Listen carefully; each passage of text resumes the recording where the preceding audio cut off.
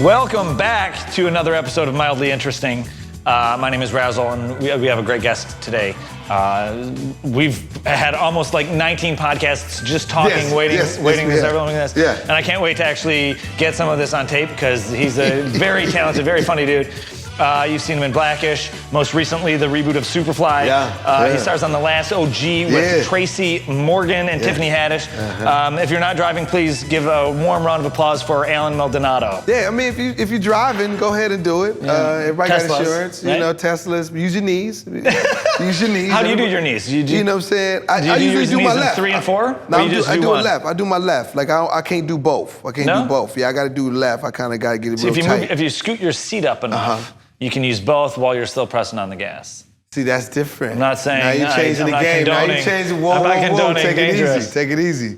It's only so much I can take in a day. You know what I'm saying? Because then also, I mean, I'm not a huge texter and driver, but I tend to, like if I need to send a text or whatever, I use Siri.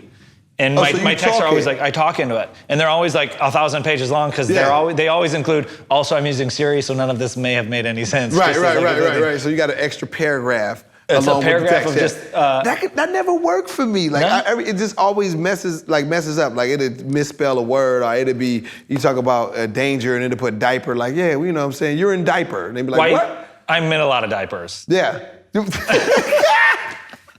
My friends with kids send me on all their errands. They send you all your errands? Okay. Alan, real quick up top, let's tell everybody where they can find you on the internet and social media and whatever you want to, we'll do little things on the bottom or whatever. Oh, wow, look at that segue. Everybody listening, you can find me on Maldonado is everywhere on pretty much all your foreign social medias. Maldonado'sEverywhere.com. Also, you know, everybody download Everybody Digital as we talk about that. We'll talk about that a little later. Absolutely. But anything that you want to find out where, you know, Maldonado, myself is going to be a part of, please follow social media. And Instagram is where I'm at most of the time. Yeah, you love them photos? Yeah. Are you doing the stories or are you doing the photos? I'm doing the stories too. Like me and my trainer, David, and my nephew, Rick, we call him Young and the Chestless. Okay.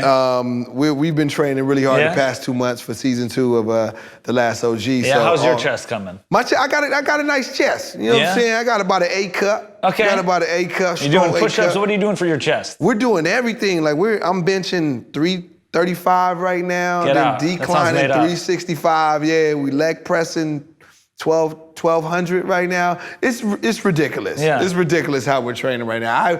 Most of the time I don't even believe what the hell I'm It sounds like you're just reciting what The Rock mentions on his Instagram. Exactly. It would make it's less cool though. Like The Rock makes it so cool to lift weights. Somehow his face is still handsome while he's lifting. Like we got the ugly face on. He just posted an Instagram the other day and he was like covered in sweat promoting like his new headphones or whatever. And Josh Brolin commented, he's like, admit it, you dumped water on yourself before this video. Right. Like he just makes it look effortless. Like he just makes it look so good while we're in there traiing. It looks terrible. It's not cool at all. Not cool at all.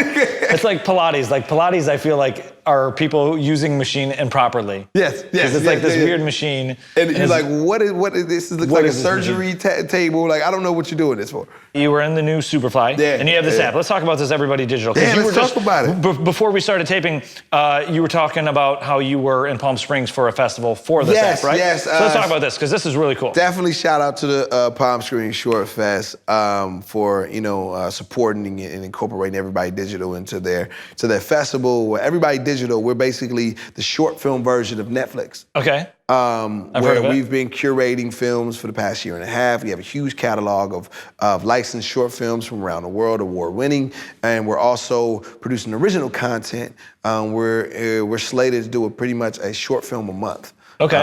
And a digi-series every other month. We've been working with some major stars from everybody. Basically, Dion Cole from Blackish, Miles Brown from Blackish. Basically, Dion's so funny at stand-up too. Blackish I've talked into doing the short. Yeah. Along with teaming up with Jesse T. Utcher from Survivor's Remorse and the upcoming Shaft. Ron Rico to Sheena Arnold from Martin and Survivor's Remorse, and we just recently did a short with Tracy Morgan. Shut up. with the app, I'm looking to really elevate the genre and take the genre to another place, as it's been overlooked for so many years. It's sort of seen as a stepping stone rather than the actual industry. Where music videos, we're talking like commercials, even Instagram, videos have elevated, and there's an industry for it with short films. It's basically you take a wad of money and throw it in a fireplace. Now, remind me because I always hear and read about it when it's award season. Yeah. What are the stipulations for a short film? Because isn't it like it has to be longer than 7 minutes, but shorter than 20 or something like that? Everybody's requirements are different. I think for the Academy, I think it's under 34 minutes. Okay. It's considered a short film. For us, everything on our app is 20 minutes or less. Oh, okay, perfect. Whether it's our digi-series, whether it's our short films, when we categorize our system, our layout, it's by time. Okay. Meaning that we know everybody's attention spans is getting shorter and shorter and shorter. Everybody's on the go and on the move. So in between whatever you're doing, we got categories: 1 minute, 5 minute, 10 minute, 15 minutes, and 20 minute. So you can pretty much fit everybody digital into your already busy life. Yeah. And that's something that we've been incorporating. It's built for your phone. It's built for when you're on the move and on the go. And if you want to watch short form content, which is blowing up, but highly produced, strong narratives with great acting, with big name acting. Yeah. That's what we're doing. I want to elevate short films to add more exposure to the lifeline, being that most films only can go through the film festival circuit, which is only 12 to 15 months. Yeah. And then after that. And that's tough to get in. Yes, already, and it's expensive. Very expensive. And it kind of falls off the cliff. Especially since you have to pay for all your traveling, all your travel, all the promotion. Just the submissions alone. Just submissions to like $50 a pop. And that's just to hopefully get distribution. Exactly. Where with Everybody Digital, everybody out there, all of our short filmmakers, go to everybodydigital.com and you can upload your film straight on the site for free. Oh, wow. We do curate as we want to, the creme de la creme of short films, because we're introducing short films to the average consumer. As it's a niche market, being everybody that goes to these film festivals are a part of production, friends and family are in the industry already. Yeah. But the people that go to AMC, that watch TV shows every day, don't even know these films or festivals even exist. So that's where Everybody Digital is going to bridge the gap between short film festivals and the average consumer. That's awesome. Yeah, thank you. That's really cool. Thank you. You were born in Bellflower, California. Yeah. Right? Yeah. What was that like? How was that like? Because that's considered Los Angeles. Yeah, it's definitely Los Angeles. Bellflower is right. I was born in Bellflower, lived in Compton till I was about 7, then moved to Rialto, where that's my hometown, where I grew up. Everybody in the IE, anybody listening to IE, Rialto, stand up. I grew up there, went to middle school and high school, played basketball there, was like in the Final Four in Southern California playing.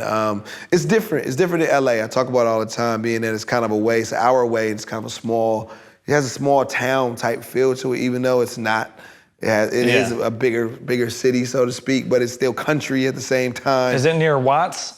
No, that's way. Where's that? Compton is near Watts. Okay. Yes, Compton is near Watts. Because they got those weird towers. The tower things, yes. Yes, it's from Instagram, as people post. Rialto is an hour away. It's near San Bernardino, if you know that's that Riverside area. Yeah. Yes, that's where I grew up at. And that's kind of molded and shaped me as an individual, where I'm homely in that sense. Yeah. Where I don't have to be out and about all the time, just because I'm used to this kind of simple life. Small city. Yeah. Did you, when you lived out there, did you get back? Did you like travel to LA a lot? Oh man, I used to. When I first began acting at like 17, I would travel, take 2 trains, ride the bus and a bike just to get to my acting classes. Oh wow. And I had to borrow like my homegirl's bike, which was pink, which was always great. Yeah. Just tassels. Yeah.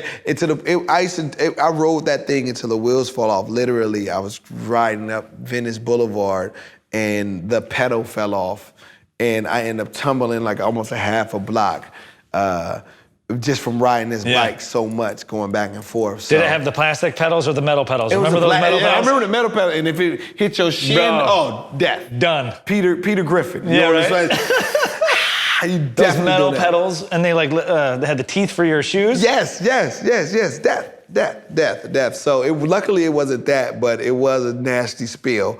But yeah, no, I used to travel, religiously 3 to 4 times a week on the train and the bus just to get to LA. And so you were Rialto. Yeah. You have any siblings? Yeah, I have 2 older sisters. My mother, I have 5 nieces, 1 nephew, and 2 nephews, and 1 great niece. Oh wow! Yeah, great niece. Yeah, I have a 25-year-old niece. Are you? So you're the youngest? Yes, I'm the baby. And how old's your oldest sister? We're all 7 years apart. Oh wow! So 42 and 49 are my sisters. 7 years apart. Yeah, we're all 7 years apart. So we're my mom's lucky 21. Yeah. Yeah. A great niece. I have some nieces and nephews, and they're so fun. I'm going back to see them next week, and I can't wait. I love my nieces and my nephews. I'm big on family. I'm huge on family.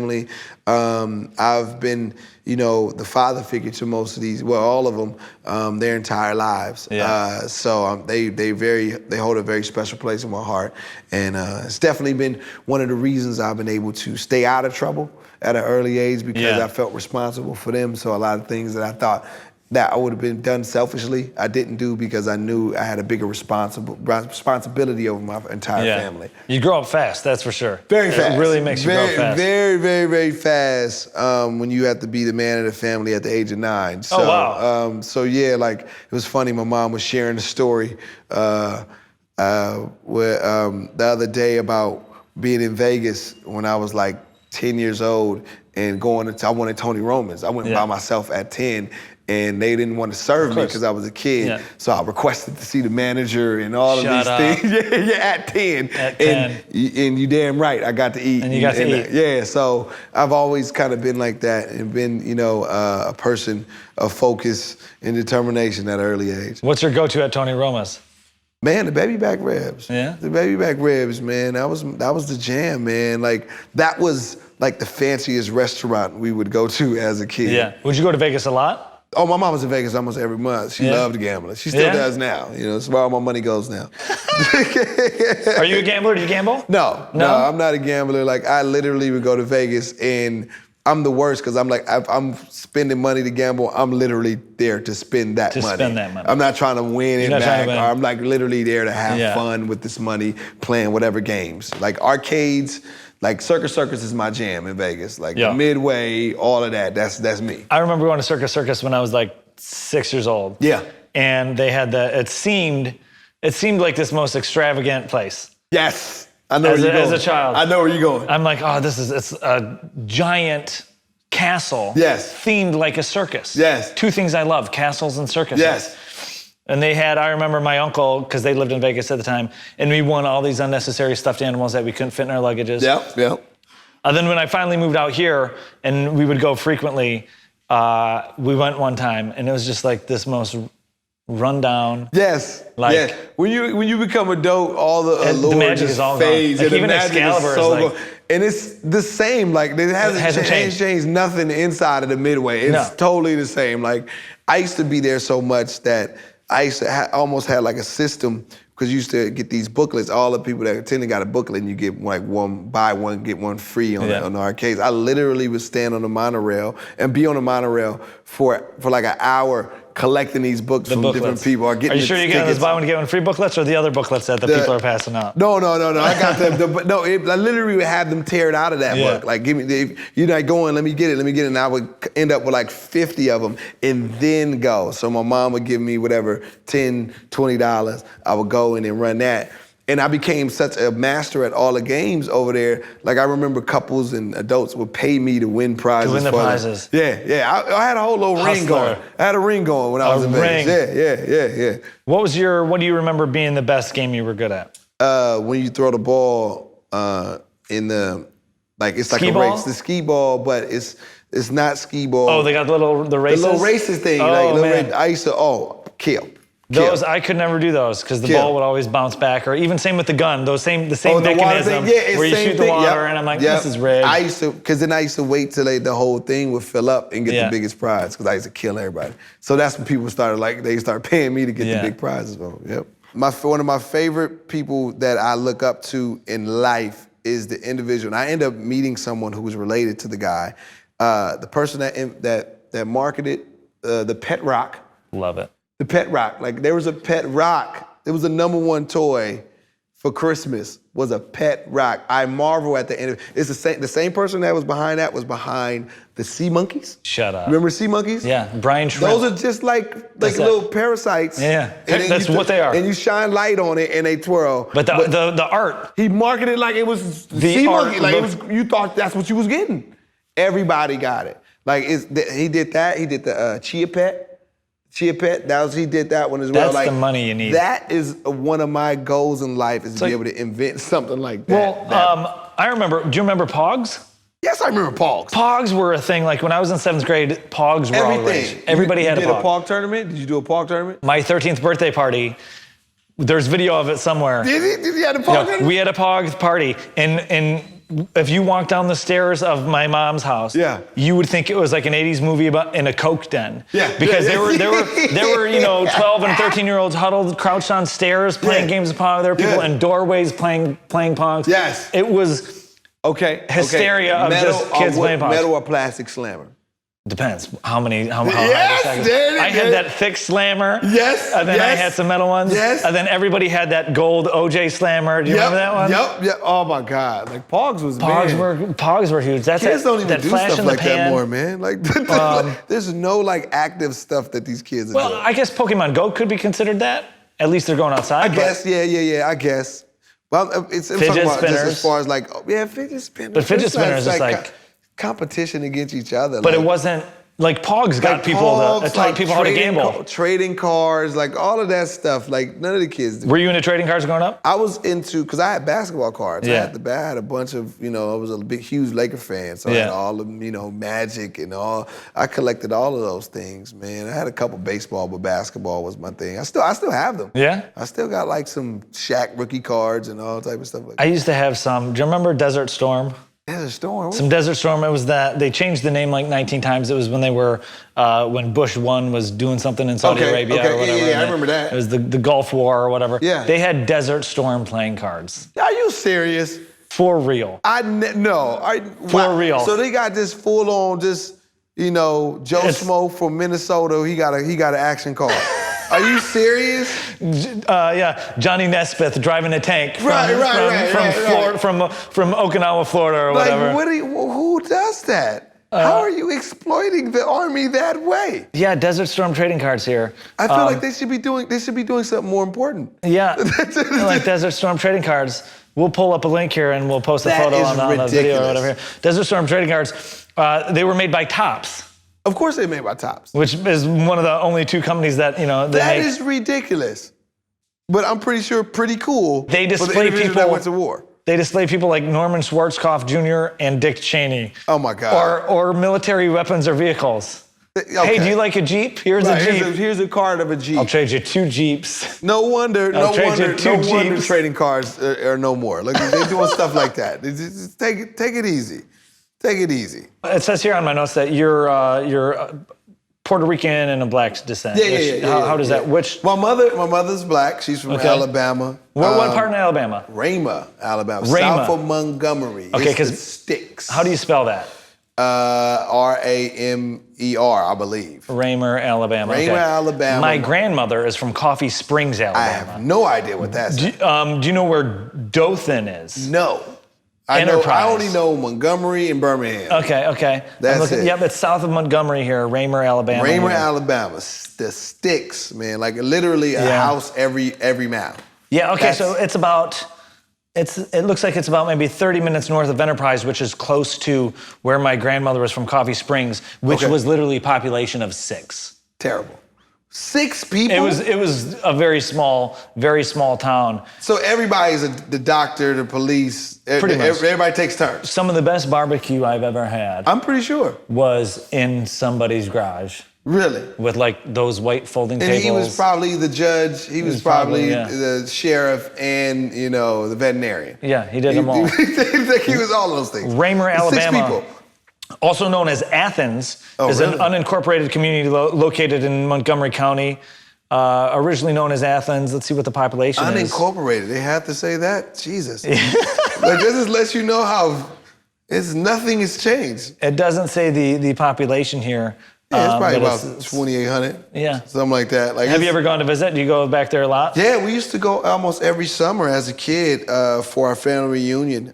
Shout out to my Uncle Sonny, man, who always held it down. And I know your Uncle Sonny. We got him right here. Come on out, Uncle Sonny. Yeah, Uncle Sonny looked like Steve Harvey. He had the Steve Harvey suits. Like, I've never seen him outside of suit. Like, if I probably saw him in some shorts and a t-shirt, I probably wouldn't recognize him. I'm like, I don't know who this man is. Even in the heat in Alabama. Even in the heat, he was in the suit. That's like, classy right there. It would have had the whole nine, man. But like like I said, my mom's town is so small. Like, everything that I did as a kid, like, even was in the newspaper. Like, that's what it was. Like, like my grandfather was, big around the city as well. So, and I look exactly like him. So it would be weird going there as a kid because people would they would literally think that they saw ghosts. You're his looper. When I walked in, he looked like, I didn't even know. I never met my grandfather. And he looked like Jimmy Lee. That was my grandfather's name, Jimmy Lee. And he looked just like Jimmy Lee. And I'd be like, I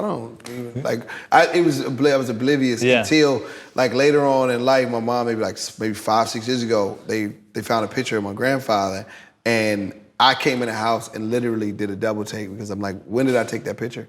Because we look exactly that much alike. It's scary to me. In that wild house, like, you can have siblings. Yeah. And like, I look very similar to my dad.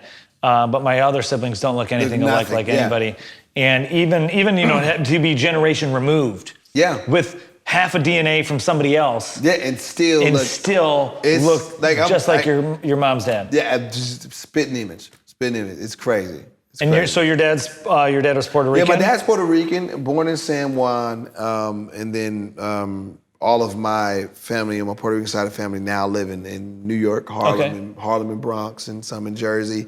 That was always good and interesting, being that I would go there after my father passed. My father passed when I was 7. Oh, okay. And I would go to New York every summer. No worries. I had to go out. Pretty much I was there every summer with my Puerto Rican side of the family. Yeah. And in New York. So I would go from LA to New York and then Alabama. Imagine the first time doing that, the culture shock that I had, going from LA to New York, which is all fast paced and hustle and bustle, and then Alabama. And this is when you're 7 too. Yeah, I was young. This is back before New York really got to be.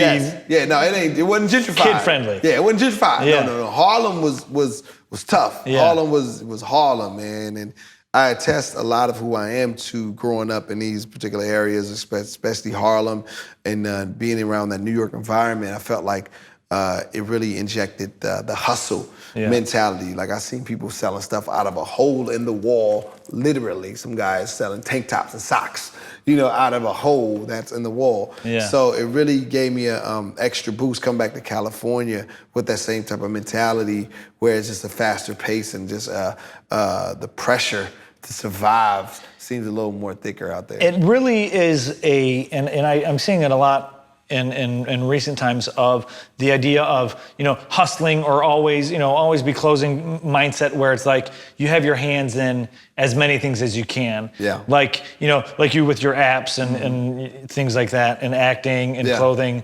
Did I see you have a clothing line too? Yeah, I have a t-shirt. So it's like different things like that, where like I'll do comedy, I got this thing, I host podcast, I'm developing a game, and it's a board game, and it's all about, it's of that old school mentality of always have something going. I mean, always multiple streams of income is what I profess to everyone in every walk of life. Like, multiple streams of income, because everything does happen in seasons.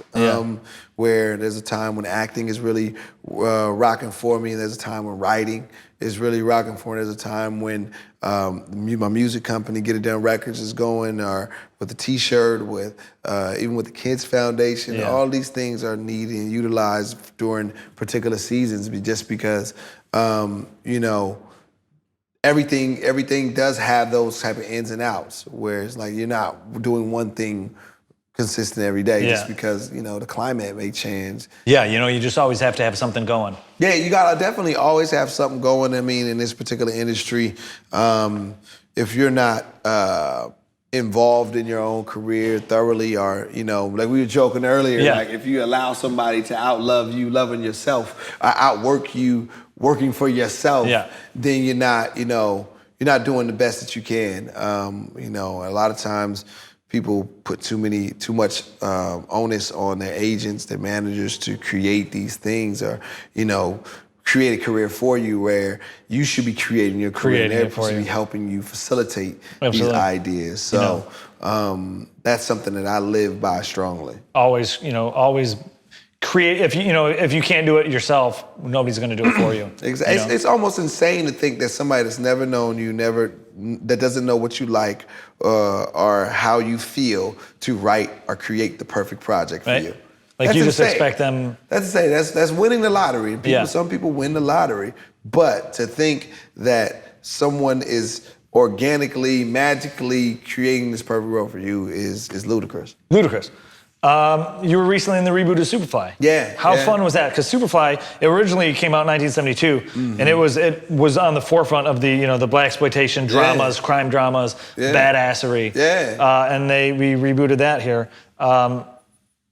What was that like? How was that? It was cool. Like, I mean, we did you grow up with movies like that? Like, how did you, like, living in Rialto, traveling to small town Alabama and Harlem, how did you get into, a few questions, I guess, to go from something like that? Because you were also in Die Hard 4, which is which I want to hear about, because Die Hard, I love Die Hard. But to go from to realize you like acting and you're the, let's walk through that. Yeah, well, basically, how I got into acting, it was in high school. Like, I kind of played around with it, like my 10th grade year, but it wasn't until my senior year that it really hit me. I played basketball, and I wasn't, naturally gifted at that. And I was a kind of a late bloomer, and I had to work extremely hard just to get good in this short amount of time. And I built a lot of my work ethic, the ethic that I still implement on everything I do today, from basketball. But I quickly learned that you can't teach height. So that made, my dreams of the NBA, You're pretty tall, though. How tall are you? I'm not ball player size. Fair enough. I'm not ball player. I'm not ball player size. I know that from the ruler. I have a strong presence, But just to think that when I got into acting class, in my acting, Miss Barlett, shout out to Miss Barlett, I felt like this was what I was born to do. It was like a fish to water. I went in there, I ended up writing plays, just taking over the theater department in this one semester. And it seemed perfect. So what I did was take all the energy that I put into basketball and implement it into acting, and that's what drove my career, and ultimately landing, me on Young and the Restless at the age of 21, and kind of just starting my career and going from there. What did you do on that show? Because I've had friends who've done things like that, and my buddy was just telling me last night. He's like, he named, like, I think he may have Young and the Restless and another one. He's like, I was the guy in the background, like the painter or whatever. Oh no, because they did a lot of that. I had a reoccurring role on there. What's great about Young and the Restless is what's very special is that I auditioned for like a series regular, and when I did the screen test, a guy came out, and it was like everybody, like it was like God walked out. It was ridiculous. And I'm a kid from the projects. I don't know the procedures. I'm like, hey, what's up, man? He's like, yo, I just to come out and tell you, you did an incredible job. I think you're a fantastic actor. I'm like, wow, this is incredible. Thank you. And I'm kind of just accepting and complimenting. Yeah. And then I walk off, and then I find out like that was like the owner or the person that runs the whole executive producer. He never comes out the booth, is basically what I heard. And ultimately, my manager called me and said I didn't get the part, but they created the role for me. Oh, that's awesome. Yeah, they created a role for me. He was like, I only can guarantee you 3 episodes, and yada, yada, yada. And I ended up, doing 17 episodes on the show. And that was only cut short because I got hit by a drunk driver. Oh, no. Yeah, 21, 6 months after. In a car, or like? I was walking. You were walking? I was walking. It was going 65 miles an hour in a BMW Roadster. It hit me. I flew in the air, landed on my face. I broke my, almost lost my bottom lip, broke my right leg. My spine was curved. And do you have like pins or anything in your? No, I don't. Healed completely. The blessing of it all, like, my testimony to it is that, like, everything, it really shaped my POV, meaning that nothing is nor positive nor negative. It just is. Okay. So you have the choice to be see things as a positive or see it as a negative. Like so many people can see me being hit by a drunk driver as a negative, or you can see it as a positive because my faith in God, my understanding of life, my appreciation of life, and knowing that you're not promised tomorrow, and everything that was amped up because of it, my work ethic, my spirituality, and then also my testimony to God is that the week that I was cleared to audition, I booked three TV shows in 1 week. Oh, wow. Yeah. And that was confirmation I was going in the right direction.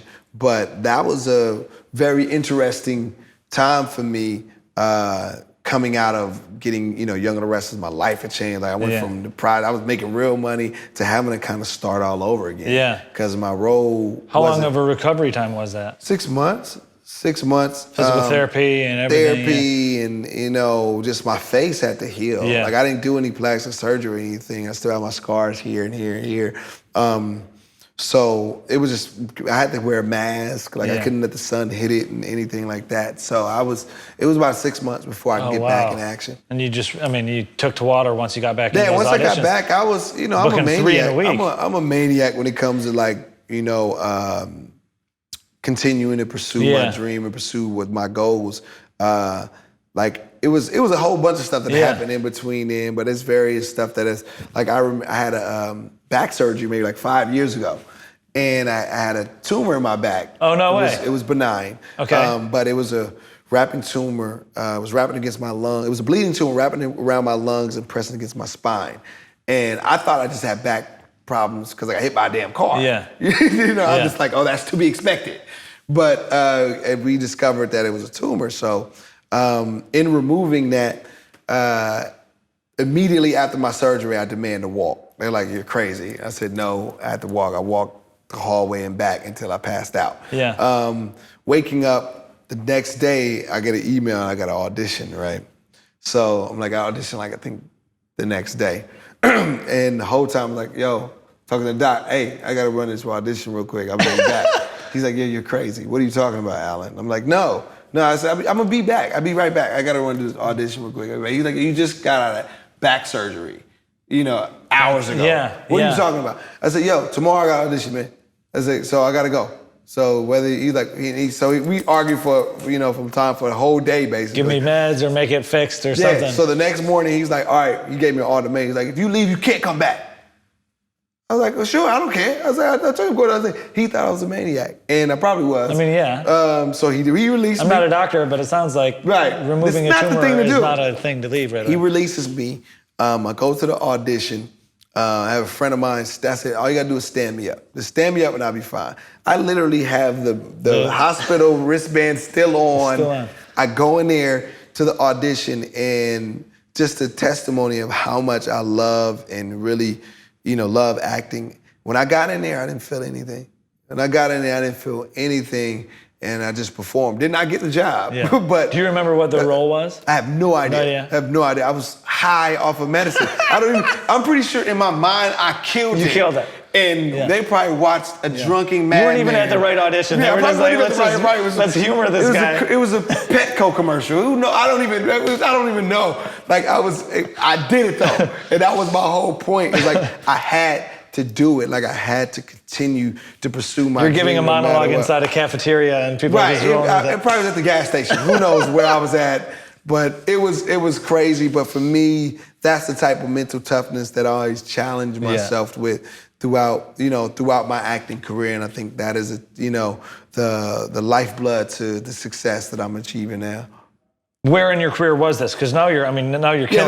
This is I kind of jumped ahead. That was about 10 years after the back accident. So Young and the Restless is what kind of started everything off, and I kind of went from there doing these other TV shows that I mentioned. I booked 3 TV shows from there, from Judge and Amy to The Shield, Las Vegas. Those are all those 3 shows, and then kind of built in between those years, I literally felt like I was running in place. Even though I grew, like I went from co-stars to guest stars and recurring and stuff. I just felt like it was stagnant. I wasn't growing. It wasn't until 5 years ago that I really started to implement the business side of things. I went to college for business, and I never really incorporated it with my artistry. And it wasn't until then that I saw real results in my career where I really began to think of myself as a small business rather than just a career or an actor, and implementing what type of brand that I want, implementing marketing plans, implementing all of these things that a small business does, a business plan, creating that. That's when I saw my career go to another level. Also, when I cut my hair. Yeah, I used to have really long hair down to my waist. You pulled the Metallica and you cut your hair. I really had long hair down my waist, and I had a real intimidating look. When you were acting, you had long hair? Yeah. I was on Young and the Restless with cornrows. With long hair. Yeah, I was on Young and the Restless with cornrows, baby. I was doing it for the culture. Yeah. But I cut that, and then all of a sudden people saw me, I could be funny. Yeah. I was allowed to be funny, I guess. When I had hair, nobody even thought I was funny. It was weird. Yeah. But hair's a humor killer. Hair's a humor killer. Everybody out there, if it's not a beard, don't do it if you want to be funny. But yeah, like it was after I did that, that's when my career kind of took off and really taking the business side. I booked a show called The Startup, was a series regular for a show. The Startup, yeah, my friend Ashley was on that. Oh, really? Yeah. Ashley Grace. Yeah, we did that. It turned into a TV movie, didn't go to series. But from there, I was been working ever since, and finally landing, The Last OG, along with Survivor's Remorse, where I became a writer for the show as well, and now I'm a writer for The Last OG. So that's awesome. It's been definitely an uphill battle and a grind, but something that I cherish. Did you grow up watching like Saturday Night Live? No. And were you? No. So booking The Last OG was just like there. I mean, obviously Tracy Morgan's, this icon. I've been a fan of Tracy Morgan. I was never, heavy in like SNL though, but I was a fan of Tracy, an incredible fan of Jordan Peele. I did watch Key and Peele. Okay. So I thought that was hilarious.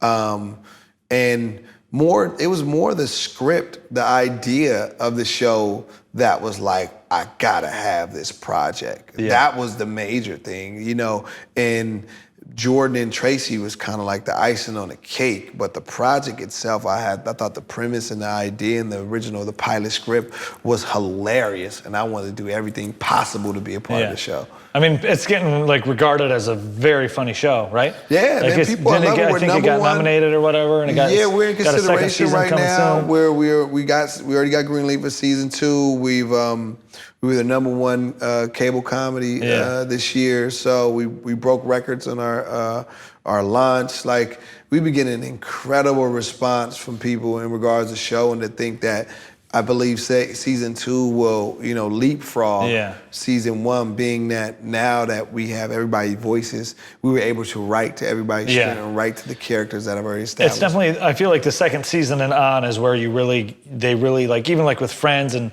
Seinfeld, the first seasons, it's great, but then you really get in the rhythm of knowing the characters, and even for like the actors on these, the more seasons you do, you just go on and turn it on, and you're there. You just get comfortable with everybody. The chemistry grows, which is another story I like to share. That like me and Tracy's chemistry, you would think that we've been, knowing each other all our lives. Well, also I wanted, because he was in a major accident as well. Yeah. So I got to imagine you guys have a bonding over we definitely had bonding. Of, like we didn't know. Well, I didn't share that with him until probably like the first couple of weeks of shooting. Yeah. But when we did the screen test for the show, I walked through the door. And Tracy's in there, and it's the first time I've ever seen her. He met me. He screams out, "Cousin Bobby!" And we begin to improv. And we improv basically for 10 minutes straight. And Jordan Peele's throwing in ideas. And we didn't touch one word in the audition. And that's how I booked the show. That's awesome. That's how I booked the show, because our chemistry was that spot, like instantaneous. Like we often talk about it. We felt like we were, brothers in another life. That's how close. And the chemistry between us really is. So being able to, showcase that on screen, I think that's what people really see. But yeah, Tracy's a phenomenal talent, and to share the bond of us having this accident only amplified our connection. Yeah, it's amazing how you'll go through life and you'll meet all these cool, interesting people or whatever, people come and go.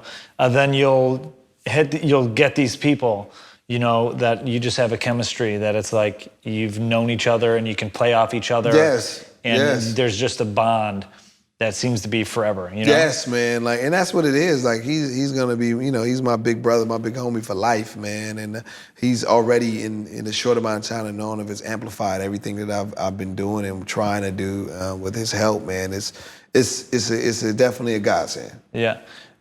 You were in Die Hard 4. Yes, talk about it. Tell me a little bit about Die Hard 4, because I love Bruce Willis. I love Die Hard. I love Bruce Willis too. And I too. saw that on your thing, and I'm also you were in The Equalizer, which Denzel was great. That was a good movie too. Another one. Holy cow. I modeled my career after Bruce Willis, man. Yeah? He's a funny, tough guy. Isn't he? He's a funny, tough guy. He's able to do Die Hard was the perfect film for him. Perfect. You know, people forget that he did Moonlighting. Yeah. Moonlight, like he did funny, like First Date. First Date is one of my favorite movies of all time. Like he's hilarious, but also can do these dramatic roles and be Oscar nominated. Did he win for Sixth Sense? I don't know if he won. I don't know if he won. But he was Oscar nominated for it. So like he can do, you know, he can cover the entire spectrum. So that I modeled my career after Bruce Willis. So Die Hard was hilarious in this way, being that when I booked it, we did the opening sequence. I've kind of got this thing where I open films. That was like the third big major film that I've opened for. One being Die Hard, the second being Straight Outta Compton, and now most recently Superfly. Yeah. It's kind of been my thing. I'm getting my Samuel Jackson on. I love it. Sam Jackson on. So yeah, we get this whole scene. It's like 3 pages of me and my roommate, you know, kind of discussing us being hackers and all those other things, and eventually they blow up the house. So we get to the premiere. It's at the Radio Music City Hall. It's the biggest thing I've ever been a part of my entire life. The red carpet is 2.5 blocks around the thing. I must have been on the red carpet almost 45 minutes. That's how long of a red carpet was. So we get inside, the premiere is happening, everything is going, and literally the credits is rolling, the opening credits is rolling, and my face pops up. The guy comes in, hey, you touched my computer. I say, no, I didn't touch the computer. Boom, they blow up the entire house. I'm on screen all of 5 seconds. Amazing. 5 seconds. It was a 3-page scene, and I died before the opening credits even. You could have bought me for $1. I thought I had a full scene about to happen. I literally died hard. I died hard and fast. It was the most funny and awkward situation. That's amazing. I was sitting there like, yo, I literally spent an hour on a red carpet for 2 seconds in the movie. That's so funny. Yeah, so good time. But you're in Die Hard. I'm in Die Hard. I'm in part of the Die Hard. You're damn right. You know what I mean? That's one of the most iconic franchises. Yes. I mean, they keep trying to figure out how to make sequels or reboot or whatever. And I would love to see another one. I would love to see Bruce Willis in another one. I don't care if he's in a wheelchair. Yeah. You give me Die Hard 17. I don't care. I'll take 17 Die Hards. Yeah, I'll take 17. Easy.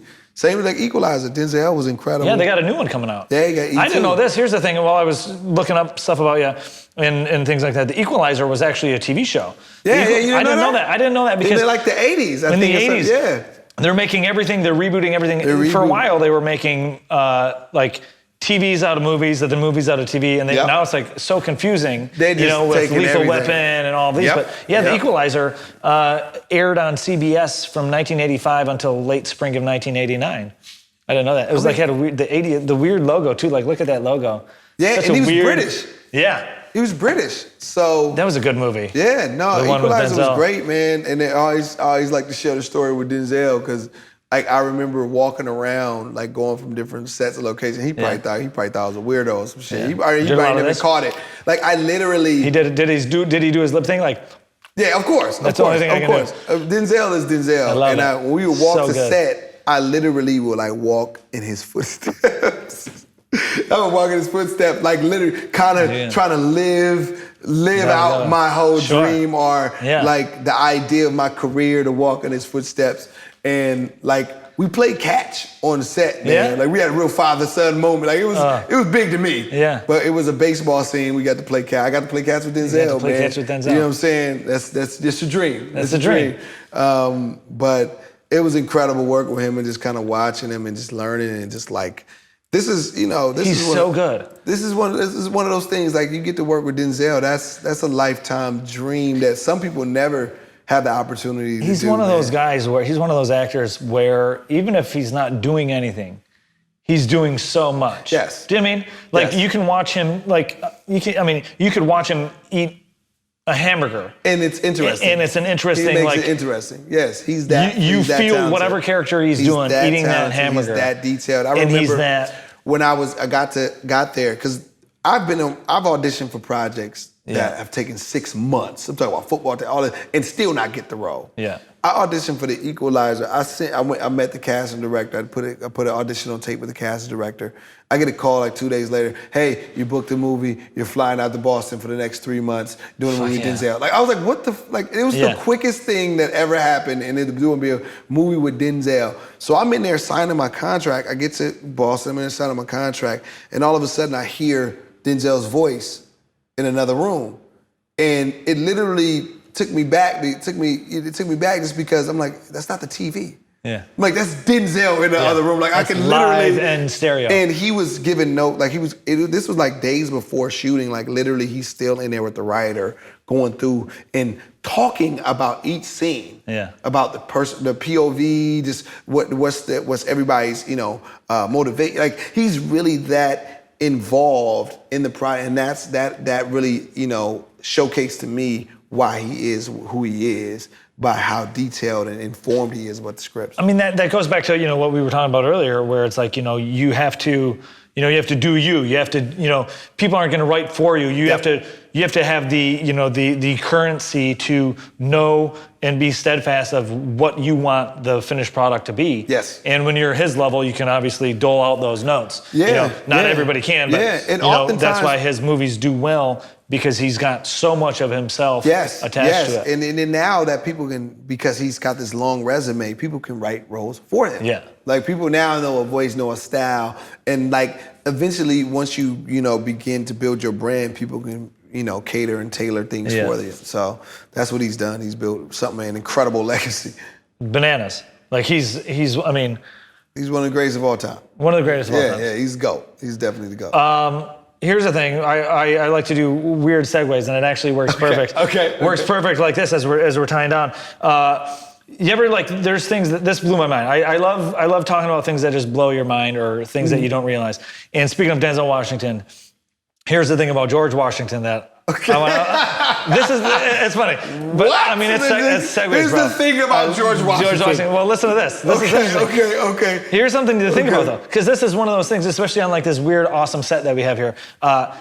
George, here's something to think about, though, because you don't think about this. Ready? This when I saw this, it literally just like shocked me, because it's one of those things you don't think about. Okay. George Washington died before the term dinosaur was coined and theorized, which means he didn't know what a dinosaur was. He didn't know what a dinosaur was. George Washington died December 14th, 1799, and the word dinosaur on the taxon Dinosauria was named in 1841. What a sad life. Isn't that wild? What a sad something life. We take so much for granted. He did not know what a dinosaur was. Isn't that interesting? George Washington, he didn't live his best life. He didn't YOLO. He got hosed. He didn't YOLO. But isn't that weird? Like, things like that. Things like that, like dinosaurs. So did dinosaurs exist? Let's talk about it. Like, if they didn't even have it, you didn't know a name. Like, George Washington that wasn't too long. I mean, in theory, if there's not a name for something, does it exist? Does it exist? If it falls in the forest and no one hears it, if they don't find it, no, I'm gonna keep going. You know what I'm saying? Going. We're recording all of this. Did it fall? Like, this is the soundbite. This is the advertisement for this episode. Let's get to it, okay? Let's figure this out. The dinosaurs exist or not? George Washington invented dinosaurs. Quote that. I think that's a quote. That's a quote. Dinosaur. That's a quote. George Washington invented dinosaurs. He invented dinosaurs. That's the George Washington theory. On his deathbed, he's like, we shall call them Dinosaurs. Jurassic World Part 3 is going to be about George Washington. He gets points off of that. He's going to get points. He's got the back end. That's why he had wooden teeth, because he was spending all his money on dinosaurs. He blew it all. The Tooth Fairy was shipping them off, man. He invested it. So we're on a network called Prohibited. Okay. Which is like a cannabis and culture based. Do you partake in any of the substances? Do you smoke weed? Do you do anything? I've partaked. I've partaked. Yes. Yeah. What's your favorite? Because I haven't. I don't. All my friends do. My friends do enough for all of us. My friends do plenty. And when we do your Wikipedia, we're gonna be like. A square. Like it's just George a picture Washington. of a square. It's gonna be like George Washington. He did not know what a dinosaur was. It's a picture of a boring person. You know, like. Well, for me, it's more because I had back surgery. Yeah. I had back surgery, and it's definitely. I would rather do that than take the Vicodins and all this other stuff. My friend Michelle is very similar. I'd rather smoke a little weed for my back pain than to take Vicodin. I don't want to do that. So you smoke it? Is smoking it, that's the best way for medicinal? Yes, for me, yes. Okay. Yes. Yeah, my friends had like bad knees and backs, and that's their go-to. For pain management. It's also because it's the non-addictive of the Vicodins. Exactly. I mean, these prescription medicines these prescription painkillers is an epidemic that, It's ridiculous. Like, you see so many people that it's ruined their lives. Ruins their lives. What is the main one, like fentanyl or something? That Tom Petty and all these, and the Prince, they all had. I see people like their whole lives ruined being addicted to these painkillers, man. And I'm like, nah, I don't. When you can just, smoke some joints and have the same effect. It'd be good. So that's the purpose of why I definitely like it. smoke. I like it. So, you should try it. I should try it. You should try it. Yeah, Don't be George Washington. Don't be George Washington. I want to see a sketch of George Washington refusing to look at dinosaur bones. Refusing. No, He's like, no, I don't believe it. I don't believe it. I don't believe it. The word doesn't exist. Yes. Since we're wrapping up here, let's play a game. Since you're an actor, let's do 6 Degrees of Kevin Bacon here. You ever play this game? You ever play this game? Let's go. And since you were in Die Hard, let's see you connect Kevin Bacon to Bruce Willis in 6 films, because I did it in 3. Oh, that's tough, man. I'm probably gonna be stumped on this one. I'll be honest. Kevin Bacon in 6 films. Connected to Bruce Willis. Connected to Bruce Willis. Footloose. Okay. Is that one? Okay. Let's go backwards. So Kevin Bacon in Footloose. Footloose. Who was in Footloose? John Lithgow. John Lithgow worked with Bruce Willis in can't remember the name of it. Am I right or wrong? No. That I don't know. I mean, I use John Lithgow as well. Yeah. I don't know. I'm like I said, this is. I went from. What'd you do? I did Kevin Bacon to John Lithgow in Footloose. Mm-hmm. John Lithgow to Sylvester Stallone in Cliffhanger. Okay. Then Sylvester Stallone to Bruce Willis in the Expendables movies. That works. See, you got. I'm trying to think who else John Lithgow. What other movies John Lithgow was in? I can't remember. I'm the worst at that. This is probably the worst game I could have ever. Yeah. I'm a loser. No, you're a winner. I think you're a winner here. This is. Don't be George Washington. That's gonna be my phrase. Alan, thanks so much for doing the show. Thank you. Once again, tell everybody where they can find you on the internet and all that. Yes, man. Everybody, please follow. Maldonado is everywhere. I know the last name is tough, but damn it, you guys are gonna learn it. Maldonado, Maldonado, is everywhere. Please check it out. And also, download Everybody Digital. It's for free on Apple and Android. Awesome. Thank you so much. Thank you guys for watching. Yeah. Tell all your friends to watch it. Post, reshare, comment. If you have a fact or something mind-blowing, leave it below. I have a book out on Amazon.com called Don't Be a Dick. Make sure you buy that. Don't be a dick and not buy it. Yeah. As always, don't be a George Washington. Yeah, don't be George Washington. Don't be George Washington. That's your next book. That's my next book. Don't be George Washington. Boom. TM. Hashtag. I'm going to make a short film and put it up on your thing. George Washington. Don't be George Washington. Thanks, everybody. I love Thanks, it. All right, everybody.